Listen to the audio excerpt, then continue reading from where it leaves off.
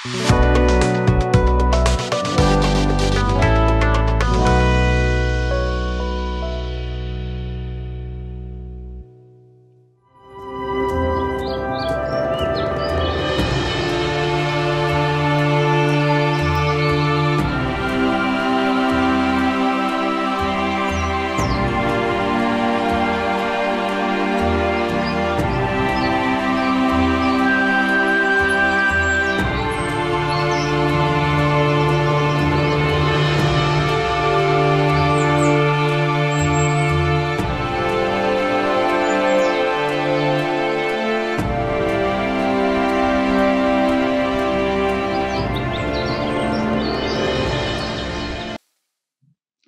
जीशु ख्रीष्ट अति बहुमूल्य नाम संपर्क इंडिया द्वारा प्रस्तुत कार्यक्रम नुआ सकाल आशार आज अध्याय मुझे स्वागत जनाए।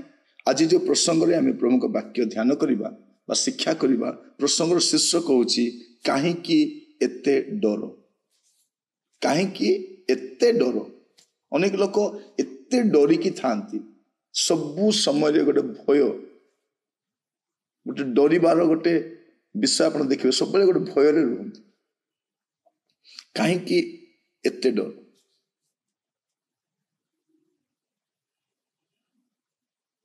तिमोथी को निकट को प्रेरित पाउलंकर द्वितीय पत्र तार प्रथम अध्याय 7 पद लिखा जाए कारण ईश्वर आंभ मान को भीरुतार आत्मा दे नाहांती। कारण ईश्वर आंभ मान को भीरुतार आत्मा दे नाहांती मात्र शक्ति प्रेम और सुबुद्धिर आत्मा दे अछंती। से कौन कहते ईश्वर आंभ मान को भीरुतार आत्मा दे नाहांती। जदि आपण डरुछंती एते तामाने देखंतु को आत्मा अछि। जदि आपण ईश्वर का आत्मा पाइछंती तेबे आपण मन रखि तांतु आगामी समय रे जो भयर वातावरण थिबो आपण निर्भय रही परिबे। देखा जाउछि कारण ईश्वर आंभ मान को भीरुतार आत्मा दे नाहांती। गोटे ख्रीष्ट विश्वासी से डरे नहीं।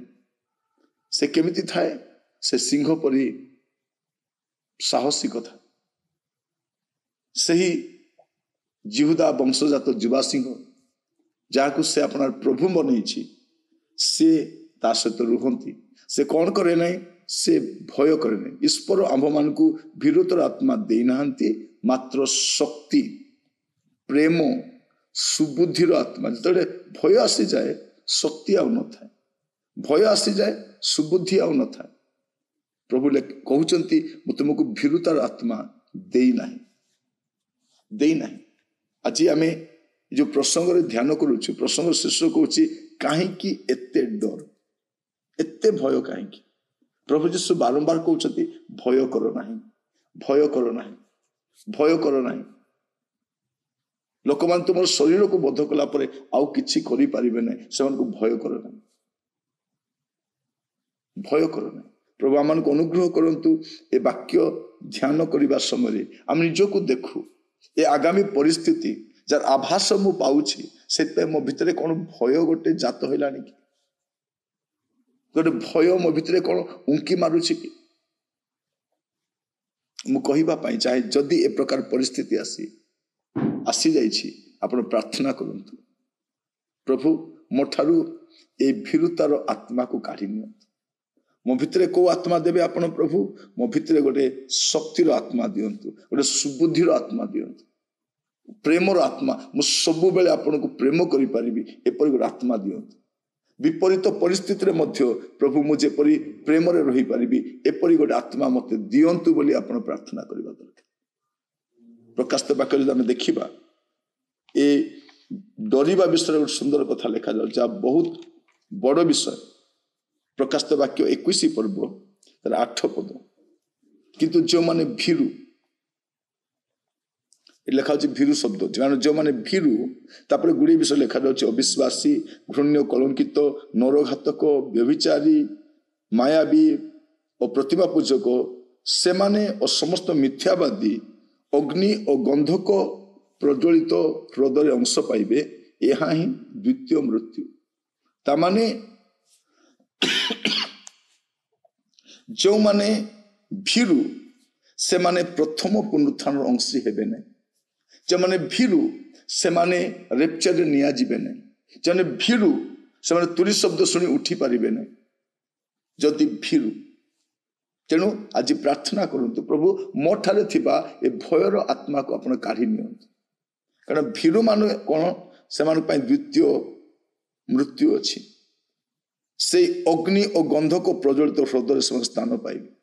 कहीं भीरु प्रभु को पाई साक्षी हेबा पाई भीरु, कहीं भीरु ख्रिस्टियान बोली परिचय देबा पाई भीरु, कहीं भीरु चाकरी चली जीवे बोली भय आ अन्य भय गुड़ाक घर भांगी देबे बोली भय भय। आपण जदि ए मनुष्य मान पाखरे आपण भय देखाई आपण परिचय लुचाइबे कौन दूत मान समस्त सम्मुख ईश्वर को सम्मुख प्रभु आपन को स्वीकार करेंगे।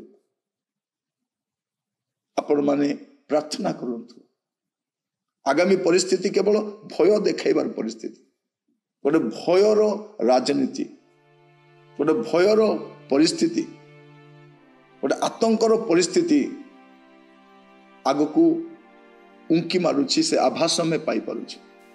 तेणु जदि आपण भीरु आज प्रार्थना करते प्रभु ये आत्मा मोठार काढ़ी जपरी कष्ट आसवा समय, निंदा आसवा समय, ताड़ना आसवा समय मु भीरु हेबी ना, मु डरुआ हेबी ना, मु डरबी ना, कारण डरवा लोक पाए स्वर्ग नहीं, रेप्चर नहीं, से कबर फटाई बाहरी पारे नहीं। क्यों माने बाहर जो माने भीरु नुहति, जने भीरु से अग्निर हृदय अच्छी, जने भीरु से द्वितीय मृत्यु अच्छी, प्रथम पुनरुत्थान नहीं। तेणु मु आपण मानकु प्रस्तुति स्वरूप ए वाक्य कहूँ आग को प्रार्थना करतु प्रभु परिस्थिति जहाँ भी होना कहीं मु भय करी ना, भीरुतार आत्मा मोठार काढ़ी नियो प्रभु, मोठार गोटे सुबुद्धिर आत्मा दियो, गोटे शक्तिर आत्मा दियो परिस्थिति को सामना करने। प्रभु आपण मानकु साहाय्य करिबे, प्रार्थना करिबा।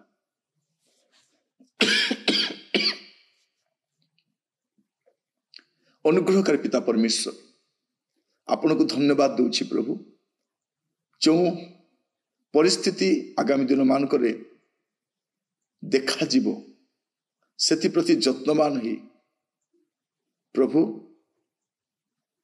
जीवन सजाड़िबा पई साहाय्य करो।